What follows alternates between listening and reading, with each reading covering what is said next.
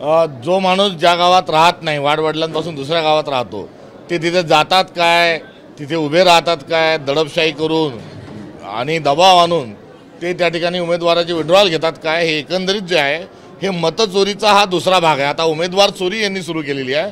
त्यामुळे free and fair election महाराष्ट्रात होत नाही। जो माणूस ज्या ठिकाणी उभा राहू शकत नाही त्याला तिथे मतदार यादीत नाव टाकलं जातं, त्याला तिथे निवडून आणण्यासाठी सारथीचे प्रयत्न केले जातात। हे महाराष्ट्राच्या मुख्यमंत्र्याचं अशोभनीय अशा स्वरूपाचं काम आहे। आम्ही त्याचा धिक्कार करतो, त्याचा निषेध करतो।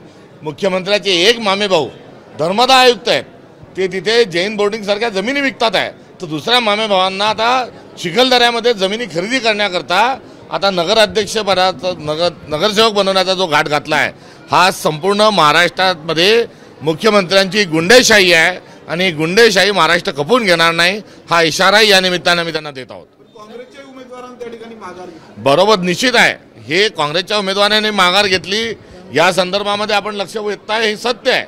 मात्र धमक्या दिल्या जातात आहे, किडनॅप केल्या जात आहे, आमिष दाखवल्या जातात आहे आणि दडपशाही आणल्या जात आहे।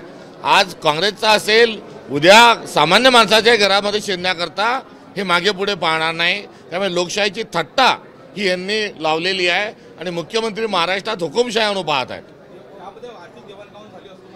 आर्थिक देवाणघेवाणी असेल, दमदाटी असेल, कुठेतरी जीवे मारण्याच्या धमक्याही त्या ठिकाणी दिल्या असतील। थेट गृहमंत्री अर्थात मुख्यमंत्री हे या सर्व कटाचे मुख्य सूत्रधार आहे। मुख्य आका या चिखलदरा प्रकरणातले देवेंद्र फडणवीस आहेत। लोकांना पैसे दिले आणि धमक्या दिल्या आणि त्यांना विड्रॉल करायला लावले, यांचं पूर्ण लक्ष तिथल्या जमिनीवर आहे आणि ते लोक तिथे पूर्णपणे दुरुपयोग करून स्वतःचा जो काही आकात करायचा आहे तो आकात करताय। मुख्यमंत्री देवेंद्र फडणवीस या महाराष्ट्राच्या इतिहासामध्ये सर्वात क्रूर मुख्यमंत्री म्हणून ओळखल्या जातील।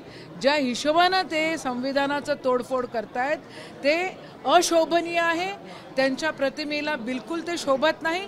संविधानाला त्या ठिकाणी तोडफोड करणं हे बिलकुल आम्हाला कोणालाच आवडत नाही आणि फेअर इलेक्शन्स आपण म्हणतो आणि दमदाटी करतो, ह्याचं जिवंत उदाहरण आता तुम्हाला चिखलदऱ्यामध्ये दिसतंय। त्यांना भीती होती का त्यांचा बंधू कदाचित त्या ठिकाणी असता?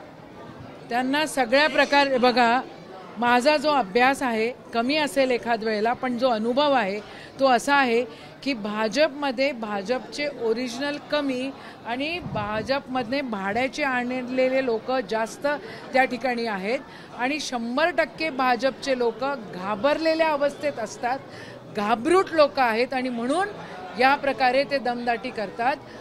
इथं कलोती 100% पडले असते आणि पडले असते तर मुख्यमंत्र्याच्या प्रतिमेला डाग लागला असता आणि म्हणून दमदाटी, म्हणून दादागिरी, म्हणून ब्लॅकमेलिंग आणि पैशाचा उपयोग सामदाम दंडभेद करून त्यांनी ते विड्रॉल घेतलेले आहेत। रवी राणा यांनी मध्यस्थी केली आणि मुख्यमंत्र्यांनी रवी राणा यांना शुभेच्छा सुद्धा दिलेल्या आहेत। भाजप बघा अशी गोंधळ आहे की भाजप रवी राणाच्या आणि नवनीत राणाच्या खुट्याला त्यांनी बांधून ठेवलेली आहे। एबीपी माझा, उघडा डोळे बघा नीट।